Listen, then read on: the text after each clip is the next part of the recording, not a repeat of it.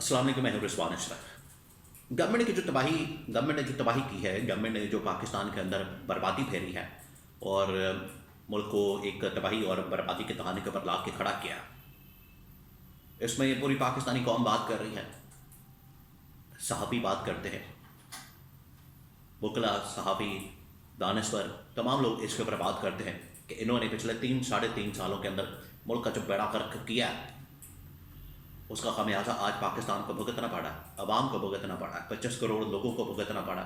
लेकिन और उसके बाद आपको पता है आलमी इदारों ने भी, आलमी इदारे IMF, वर्ल्ड बैंक, अक़वाम मुत्तहिदा, उन्होंने भी इनकी कारकर्दगी का पोल खोला और इनकी कारकर्दगी परफॉर्मेंस दुनिया के सामने रख दी कि ये इनकी कारकर्दगी है, सिवाय तबाही और बर्बादी के और इन लोगों ने कोई काम नहीं किया।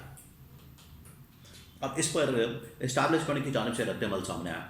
इस्टेब्लिशमेंट आपको बताया वक्तन फ़वक्तन मुख्तलिफ़ तरीक़ों से मुख्तलिफ़ लोगों के ज़रिए से अपना रद्द-ए-अमल देती है। लास्ट टाइम उनका जो रद्द-ए-अमल आया था वो आया था SIFC के सरबरा या उनके कोऑर्डिनेटर जनरल सरफराज की जानिब से, और उन्होंने कहा था कि SIFC तो हमने एक नीति से अच्छे मकसद के लिए बनाई थी, लेकिन गवर्नमेंट की नालायकी और नाअहली की वजह से पाकिस्तान के अंदर 1 रुपये की इन्वेस्टमेंट नहीं आ सकी।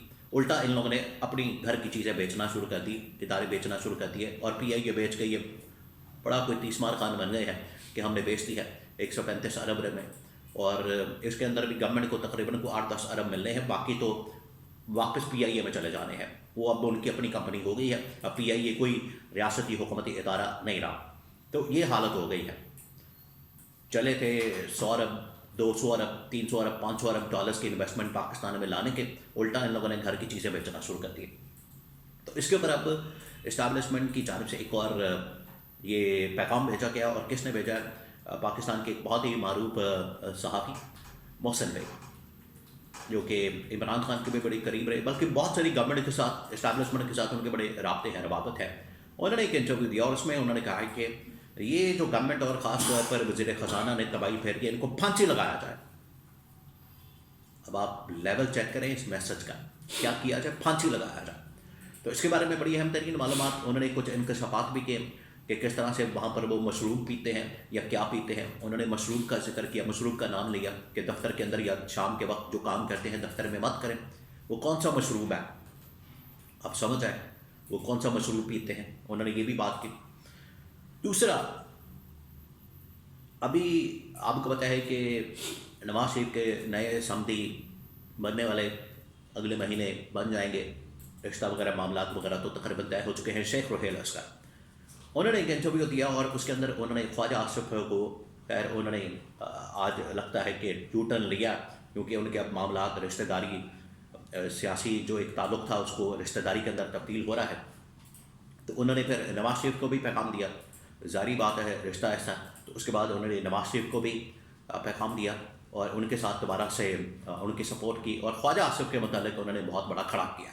वो क्या बात की, उसके बारे में भी बड़ी अहम तरीन मालूमात मेरे पास मौजूद है, वो भी आपके साथ में शेयर करूँगा। देखिए, PTI ने जो तहरीक धरने लॉन्ग मार्च के एहतजाज की कॉल दी, तहरीक तहफ़्फ़ुज़ आईन पाकिस्तान के प्लेटफॉर्म से, उसका प्रेशर, उसकी हिद्दत, शद्दत, हीट महसूस हुई है। और ये सिर्फ यहाँ पर एहतजाज नहीं हुआ पाकिस्तान में, आप यहाँ से अंदाज़ा करें कि इंटरनेशनल लेवल के ऊपर लंदन में, बरतानिया में, अमेरिका में, यूरोप के बहुत सारे ममालिक में, उनके दारुल हुकूमतों में बाकायदा एहतजाज हुआ है, वहाँ पर बाकायदा प्रोटेस्ट हुआ है। वहाँ पर लोगों ने, PTI के लोगों ने बाकायदा पार्टी से हट के लोगों ने वहाँ पर ओवरसीज़ पाकिस्तानियों ने एहतजाज किया। उसका अब इनके ऊपर ये आ रहा है, प्रेशर आ रहा है। और दूसरा, ये जो तबाही और बर्बादी इन लोगों ने फेरी है पाकिस्तान के अंदर, वो अब इनको रिस्पॉन्सिबल करार दिया जा रहा है, ज़िम्मेदार करार दिया जा रहा है। मोहसिन बेग ने एक इंटरव्यू दिया, उस इंटरव्यू के अंदर मोहसिन बेग ने कहा कि पाकिस्तान की ये जो तबाही और बर्बादी फेरी गई है, पाकिस्तान को ये जो तबाह और बर्बाद किया गया है, इसमें ये नालायक, नाअहल गवर्नमेंट शामिल है। और आपको पता है मोहसिन बेग, सेनेटर फैसल वाटा, मोहसिन नकवी, ये जब पैगाम देते हैं तो फिर आप समझ जाए कहाँ से पैगाम आता है। तो उन्होंने कहा है कि ये जो वज़ीर ख़जाना है मोहम्मद औरंगज़ेब, इसकी तबाही और बर्बादी के दास्ताने और इसकी नाअहली, नालायकी इतनी ज़्यादा हो चुकी है, अब ये पहला टारगेट बनने वाले हैं, पहला निशाना बनने वाले हैं, पहला इस्तीफ़ा आने वाला है, इनको फारिग किया जाएगा। ये पैगाम भी आ गया और उन्होंने सारी जिम्मेदारी इनके ऊपर डाल दी है कि ये नालायक वज़ीर ख़जाना اس نے ملک کے اندر تباہی اور بربادی پھیری ہے، اور کام کم کرتے ہیں، اور شام کے وقت جو مشروب پیتے ہیں وہ دفتر کے اندر بھی پیتے ہیں۔ انہوں نے کہا کہ دفتر میں مت پئیں، شام میں پینا پی لیں۔ تو مشروب کون سا پاکستان میں؟ کبھی اس کو شہد کا نام دیا جاتا ہے، شہد کی بوتل کہا جاتا ہے، کبھی اس کو کچھ اور کہا جاتا ہے، کبھی کچھ اور کہا جاتا ہے۔ تو محسن بیگ نے ڈائریکٹ ان کے بارے میں بتا دیا ہے کہ وہ دفتر میں بیٹھ کے مشروب پیتے ہیں یا شہد کی بوتل ان کے پاس ہوتی ہے۔ تو یہاں سے آپ اندازہ کر سکتے ہیں اس گورنمنٹ کا، حکومت کا، اور ان کے لیول کا اور ان کے کام کا۔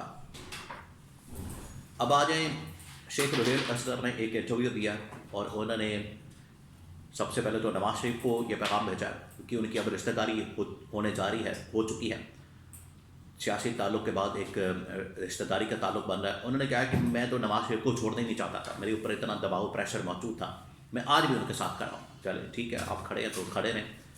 لیکن انہوں نے ایک اور بات کی، انہوں نے خواجہ آصف کے متعلق بات کی، ڈیفینس منسٹر کے متعلق۔ انہوں نے کہا کہ یہ جو ڈیفینس منسٹر ہے یہ کہتا ہے کہ جنرل باجوہ کا بھی احتساب ہونا چاہیے، انہیں بھی ٹانگیں۔